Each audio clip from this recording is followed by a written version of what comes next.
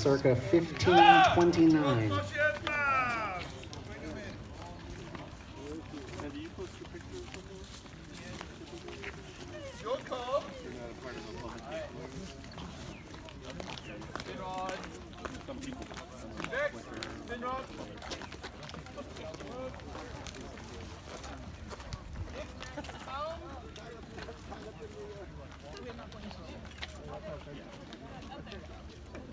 Albert doesn't realize he doesn't have a fight. Guten Tag, Allah! Oh, that was miserable. There's only two people awake in the entire crowd. We try again. I will say Guten Tag, Allah. You will say back to me Guten Tag, Gustav, because that happens to be my name. Guten Tag, Allah! Guten Tag, Gustav. Much better. Now allow me to properly introduce myself.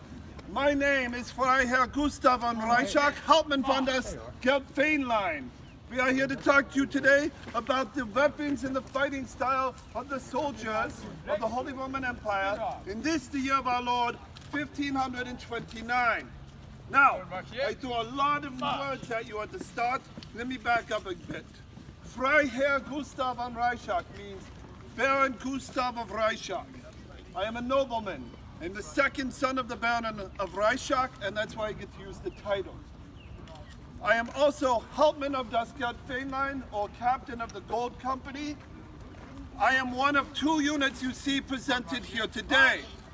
Das Teufelsabdrücken-Fähnlein is led by their own Hauptmann, who's currently marching there with a matchlock.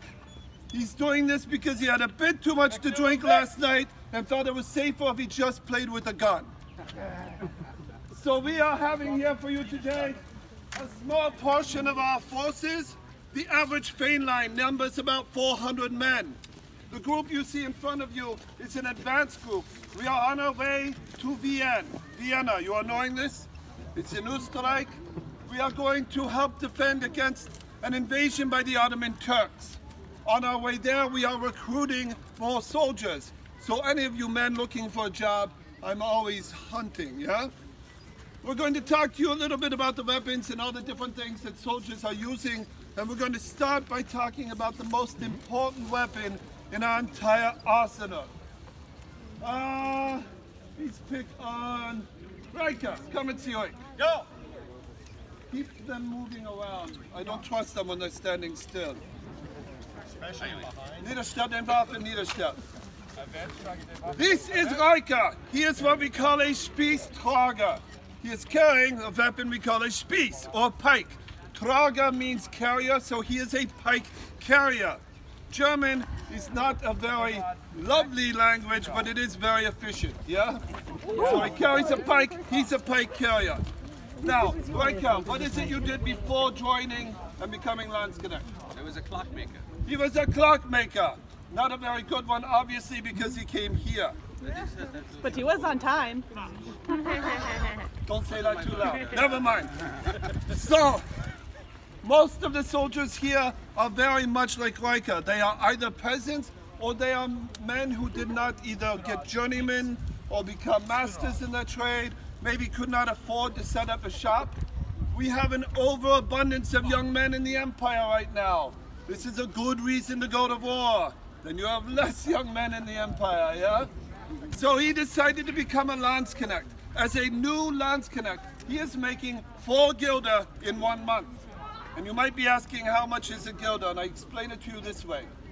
A good farmer who brings in all their crops for a year, makes good profit, will make 4 guilder in 1 year.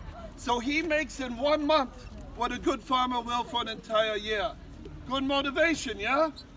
Yeah. Downside is his life expectancy is 6 months to a year. So it's sort of a risk-reward sort of scenario, yeah? He has to balance it all out.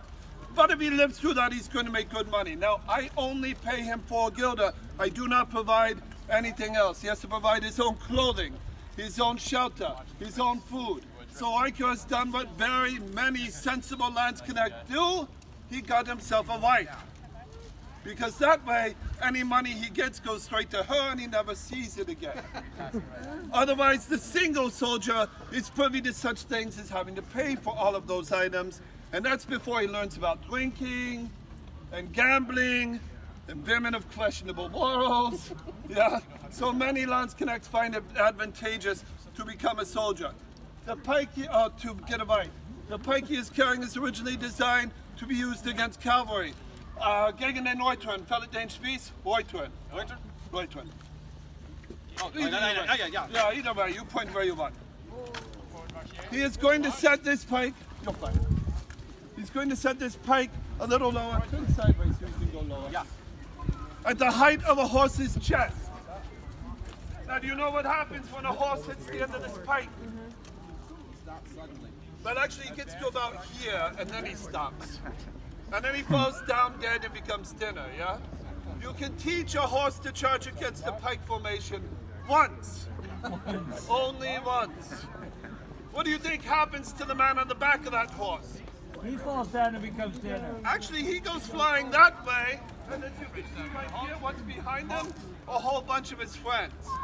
And he becomes what Turkish enemies call shish kebab. Yeah? Ashtan.